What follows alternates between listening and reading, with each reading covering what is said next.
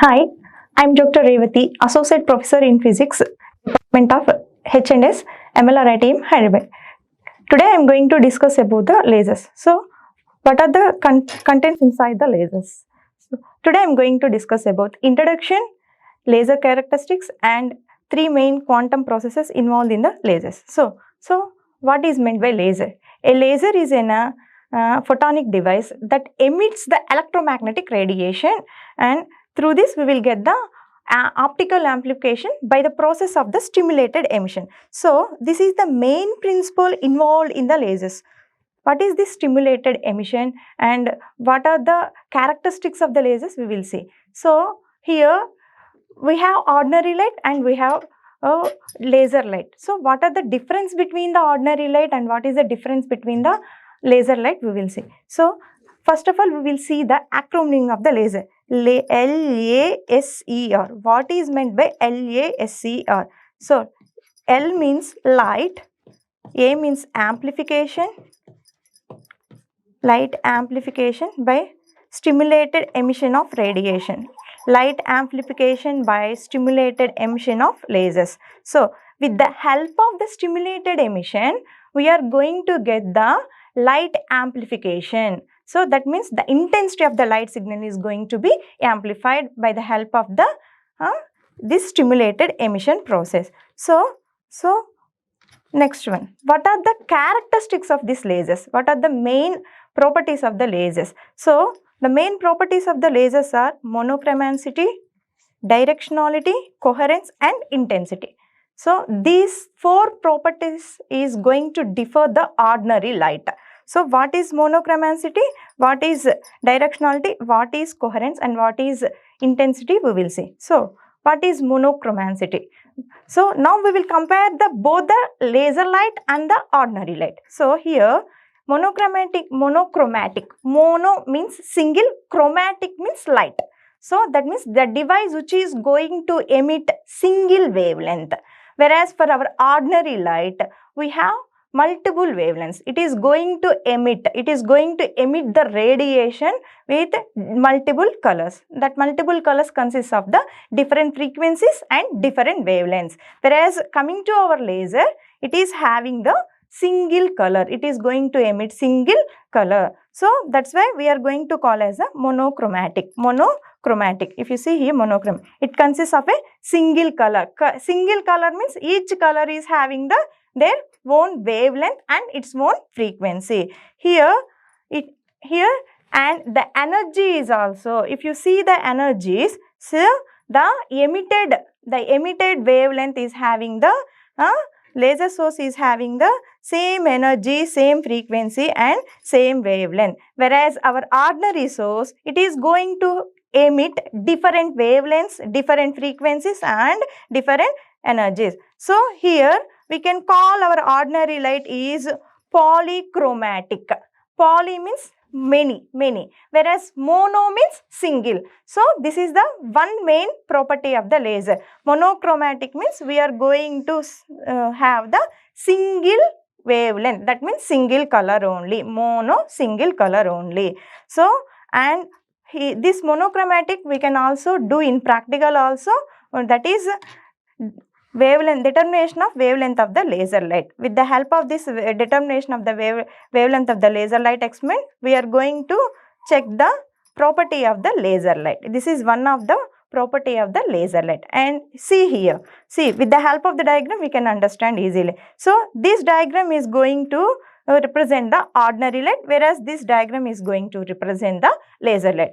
From this ordinary light, if you see, ordinary light means the white light. In white light, we have different colors. So, different colors means each color is having different wavelength. So, if you see here, different colors means red, blue, green, yellow, like this. That means red is having one wavelength, blue is having one wavelength, green is having one wavelength. Whereas coming to our laser light, if you see, this is one laser, this is another laser, this is another laser. From each laser, it is going to emit only single color. So, and if you see here, if any two lights are emitted from one laser, no. So, that's why laser is monochromatic and ordinary light is the polychromatic. This is one of the property of the laser. Coming to the next property, and which is very important property also, coherence. First of all, we need to know what is a coherence. So here we need to remember that this lasers is having the wave nature. The light is having the wave nature. So if you see, this is the wave. So from laser, what is the laser means? Light amplification by stimulated emission of radiation. The light is going to be amplified with the help of the stimulated emission process. We already see that acronym. So if you see, if two waves. See here and see another one also. So if you see here, what is going to be happen? So the two waves are having same wavelength, same frequency and constant phase difference. This is the important one, constant phase difference. Wherever here, if you see here, constant phase difference. If you see here, so there is no change in the phase also. There is no change in their directions. So that's why these type of waves we are going to call as in-phase waves. This in-phase waves is going to exhibit the property of the coherence. I will explain again. So here coherence means when two light waves are traveling with same frequency, same amplitude and they are having the constant phase difference. That means wherever you can see the wherever we can see. So if you see here, the angle is same. So that's why we can say as a constant phase difference between these two waves. The angle is same. So that's why we are going to call as a constant phase difference. So this is the another important property of the laser. So lasers are going to exhibit monochromatic and coherence. Coherence means it is having same wavelength, same frequency, in the same way constant phase difference. Coming to the ordinary light source, it is going to have incoherent. Incoherent means it is having different energies, different frequencies, different wavelength. This is the another thing of the ordinary light source. So you can see here incoherent. See the diagram, we can understand easily. So many group of waves are there. From incoherent means it is ordinary light source, whereas this means our laser light source. So here, see here, compare these two diagrams. See here, so the frequency is different, the wavelength is different. So that's why they are not having the constant phase difference. They have different phases, different frequency. If you see here, so see, just I will draw in one line. It is having the same phase. In the same way, it is also having the same phase. So same phase. All are traveling in the same path, having the same frequency, same wavelength. So that's why these waves we are going to call as coherent waves. So these coherent waves, due to this coherence, so these are incoherent waves, these are coherent waves. Incoherent, we are going to call as incoherent waves. So in-phase waves, we can call as in-phase waves, and this one we are going to call as out-of-phase waves. Out-of-phase waves. So, and if you see here, so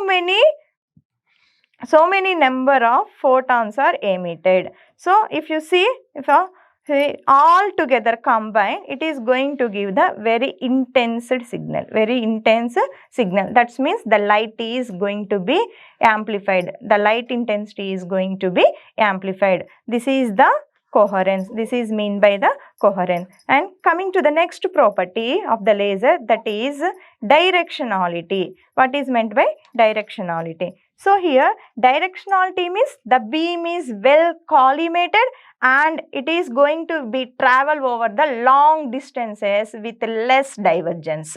In lasers, directionality means the light beam is well collimated and it is travels over the long distance with less divergence. Whereas coming to our ordinary light, it is not divergence, it is less divergence.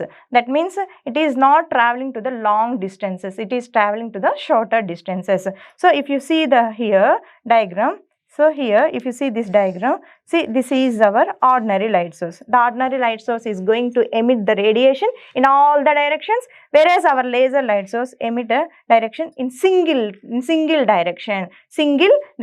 That means our laser light is polarized light. Our laser light, we can also say that as it is the polarized light. So that's why it is having the one important property is the laser light is having directional. Polarized means the light is having only one nature, because we say that the light is in a wave nature. In wave nature we have two types.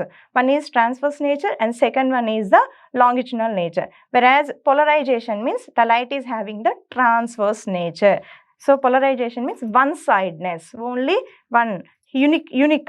Here also our laser light is having the only the single directional, not multi-directional. Whereas our ordinary light is having a it is going to have multi-directional and it is highly divergent. Whereas our laser light is less divergent and single direction. And next property is intensity or brightness. So how we are going to define as the intensity means, the intensity of the laser light is defined as a light energy per unit time flowing through a normal area. Light energy as per the unit time flowing through a normal area. So that means if you observe the backside figure, if you see here intensity, so single one is single wave intensity means like this. If you add all together, we are going to get the high intense light. So in the same way, if you observe our ordinary light, so for example our ordinary light is going to give the light up to particular area only. It is not going to give the whole area. That means, for example, if you take a room, so if you switch on the ordinary light, up to some particular area only we are getting the brightness. Whereas our laser light is not like that. The laser light is going to give the brightness to all the area wherever we are going to focus. For example, our laser pointer. So if you take the pointer, now I am going to point from here to there. So my laser pointer is going to point on the wall with very good brightness and good intensity. So this is the difference between the ordinary light source and the laser light source. So this is the laser light source is having high intensity and brightness. So this is another difference between the lasers and the ordinary light source. So the main four properties of the lasers are, one is monochromatic, second one is coherence, and the third one is the unidirectional, and last one, fourth one is the intensity or brightness. So what is the difference between the laser light and the ordinary light? We will come this one later.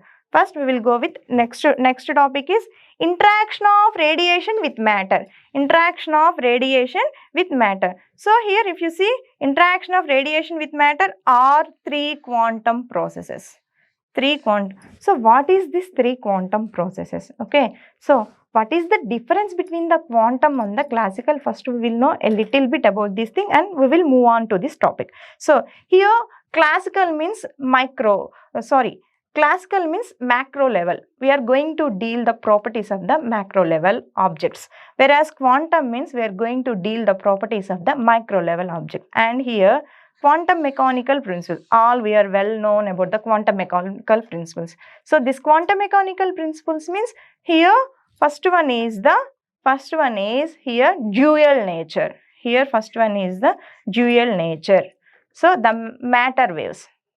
If you think about the quantum mechanics, first one is the dual nature. Dual nature means, so we need to consider the matter waves, de Broglie matter waves. So and second one is we need to know the discrete energy levels. Second one is the discrete energy levels. Discrete energy levels. Whereas for classical mechanics, here there is the continuous energy levels. Whereas in quantum mechanics, one of the important thing is the discrete energy level. So what is this dual nature? What is this matter waves? We need to know about this. So matter waves means a moving particle is associated with a wave. A moving particle. So this is the particle and this is the wave. If these two come together like this, then this one we are going to call as matter waves, de Broglie waves. That means, so a moving particle is associated with the wave. Both the particle nature and in the same way wave nature are together. Both the particle nature and the wave nature are together. This together nature we are going to call as a dual nature. Dual nature. Before that, we are going to think that the particle is different entity and the wave is the different entity. But coming to the quantum mechanics, one of the main important thing is the matter wave. That means dual nature. That means both the wave nature and particle nature are together. So that's why we are going to call these type of waves is called as a matter waves. A moving particle is going to associated with the matter. This way we are going to call as matter wave. Why we are calling this quantum process? Here we can say that the interaction of radiation. Radiation means here light. Interaction of radiation with matter. So how the light is going to interact with the how the light is going to interact with the atoms or subatomic particles. Here we can say that the matter means subatomic particles, either atoms, electrons, like that. So here what is this quantum process? Why we are calling this interaction of radiation with matter are also quantum process? Means here if you see light is there and this is the particle. So if these two together, so these two together means we are going to get the dual nature. How our light is going to interact with the particles. So if these two are going to interact with the particle, so we have three different processes going to be occur. One is the stimulated absorption, second one is spontaneous emission, and the third one is the stimulated emission. So if you remember this stimulated emission is the main principle involved in the lasers, whereas the spontaneous emission is the main principle involved in the ordinary light. So that means, so if the radiation interacts with matter, that means our light is going to interact with our particle. So we have three different types of processes going to be occur. One is the stimulated absorption, spontaneous emission, and then the stimulated emission. Now you can understand what is the quantum process means, because here the wave, the particle is associated within a wave. So if a moving particle is associated with a wave means this is a quantum entity. So this one, that's why we are going to call these three processes are quantum processes. These three processes are the quantum processes. So what is this stimulated absorption? What is this stimulated emission? And what is this spontaneous emission? We will see. So first one we will go with the stimulated absorption, or we will going to call as an absorption. If you see here, so see here. So this is the E1 and this is E2. E1 is the energy of the ground state. This level we are going to call as a ground state. And E2 is the energy of the excited state or upper state, where E1 is the energy of the ground state and E2 is the energy of the excited state. Okay, same way for same three processes, E1, E2 we are going to consider. So this, there are two levels. One is E1, another one is E2. That's why we are going to call this as a two-level system. This one we are going to call as two-level system. So here we will see. So initially this is the starting process now, stimulated absorption. So initially all the atoms are in the ground state. Initially all the atoms are in the ground state. That means all the atoms are in the E1 state. That means E1 state means here if you see all the atoms are in E1 state. So here, just for a simple understanding, we are showing only one atom. Atom means it consists of electrons, neutrons, okay, protons. But you can think like that. So initially all the atoms are in the ground state. So what is going to be happen? So if you incident some light energy to the atom in the ground state. Now what we are doing? We are incidenting some light energy to the atom in the ground state. So here light energy means we can say as in a photon energy. Photon means quantized electromagnetic radiation. That means quantum of energy. Quantum is discrete energies. Okay. So photon we can say that it is the quantized electromagnetic radiation. Here whatever we are seeing, it is the within the electromagnetic range only. So then when an photon is incident on atoms in the ground state, what happened? The atom absorbs the atoms. So the atom absorbs this energy. First stage is the atom is going to absorb this energy, absorption. So after absorbing, what it is doing, if you see here, so now the atom is going to absorb this energy. Here you can think that here electrons, you can think the electrons, the electrons are absorbing this energy. Then what happens after absorbing this energy? That means the atom get energy. After getting this energy, they started to move from lower energy state to higher energy state. They started to move from lower energy state to the higher energy. If you see here, this one is the photon is incidenting, and here what happened after taking the energy? So what happens? The atoms are moving from lower energy state to the higher energy state. So you can, and another one main thing here is here. So which atoms is going to absorb these energies? Means the atoms which is having equal energy to that of the incident energy. The atoms which is having the energy equal to that of the incident energy, that one only can absorb these energies, and they started to move from the lower energy state to the higher energy state. That means ground state to the excited state. Okay, this is the absorption. This one we are going to call as an absorption. How much time this atom is going to stay in the higher energy state? That means excited state. There is a lifetime. For everything we have a lifetime. If you take an example, our mobiles also, some level it will works up to some life period only. After that, what is going to happen? Some problems will occur. That means lifetime duration. In the same way, here also for an atom in the excited state, there is a lifetime is there. Up to that lifetime only, the atoms will stay in that excited state. Well, later what is going to happen? What is going to happen? It is going to emit from excited state to the ground state. Here the atom is going to emit from the excited state to the ground state. So this is the stimulated absorption or absorption. That means here if you see the just one equation for an easy understanding, photon plus atom equal to atom star. This atom star we can call as an excited state atom. This atom we are going to call as an ground state atom. This atom we can call as an ground state atom. Photon means the incident energy. Photon means the incident energy. Quantum process you need to remember. These are the quantum processes involved.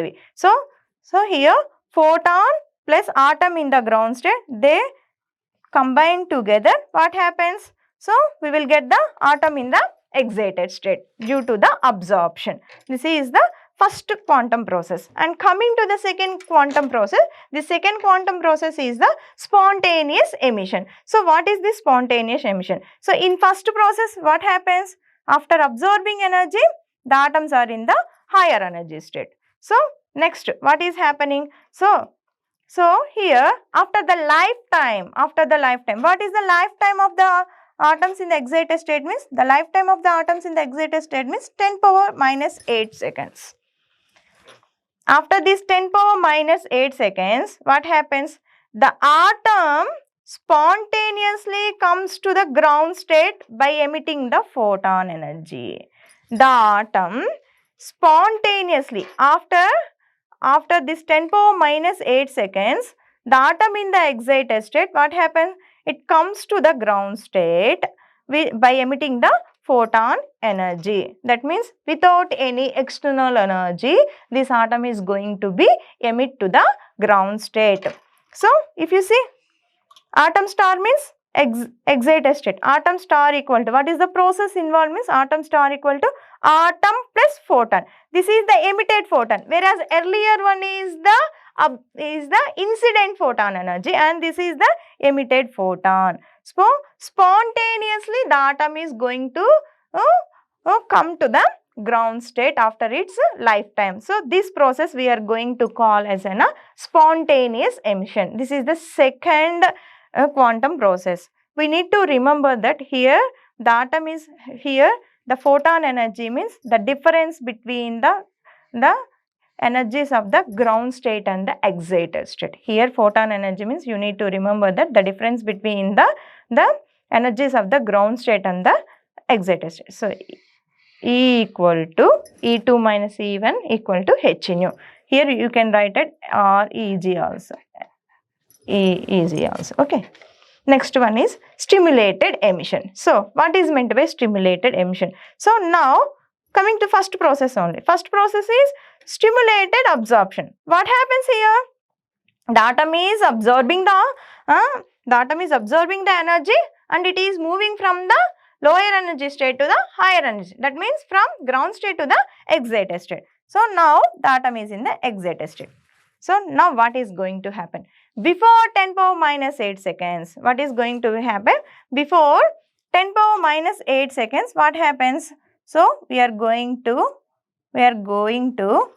apply an external energy. We are going to apply an external energy. Where we are applying? We are applying this external energy to the atom in the excited state. We are going to apply this external energy to the atom in the excited state. So, when we are applying before the time period, we are applying the external energy to the atom in the ground state. Now, how many energies we have means one energy is incident energy. Due to that incident energy only, what happens? The atom take this incident energy and it start to move to the excited state. So, before the lifetime, what it is happening? So, again we are giving some external energy to the atom in the ground state. So, that means the atom will have, for one atom, so we have two energies. For one atom, we have two energies. So, already it is having one energy. Now, we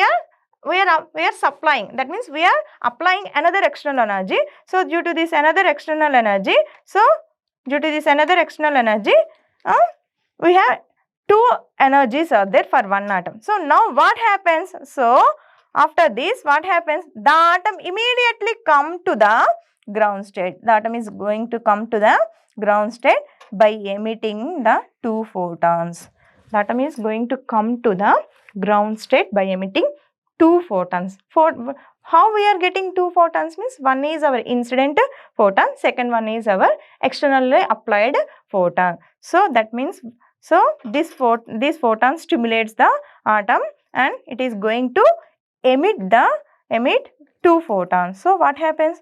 The emitted two photons, see, observe here, the emitted two photons, that means light energy. This emitted two photons are having same frequency. This means, if you see, this is different frequency. This is another frequency. So, they are having same frequency, same wavelength and having constant phase difference.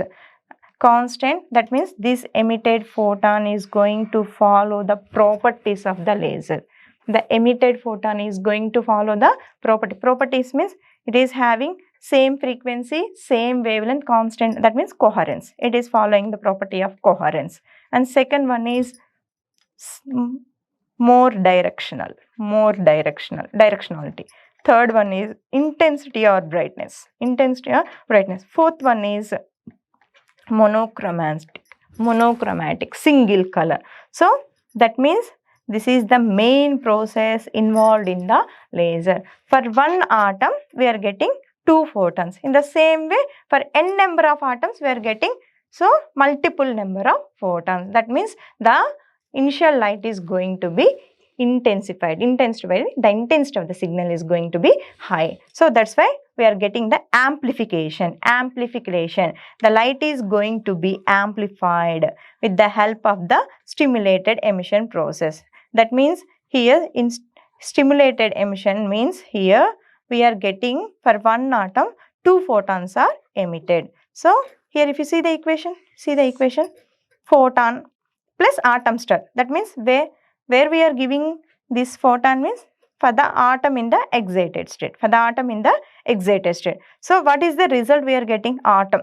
So where it is going? The atom is going to the ground state. Then how many photons we are getting? Means we are getting the 2 photons. So these two photons having the constant phase difference. That means they are following the coherence, directionality, monochromatic, intensity or brightness. So these are the 3 main quantum process involved here. First one is the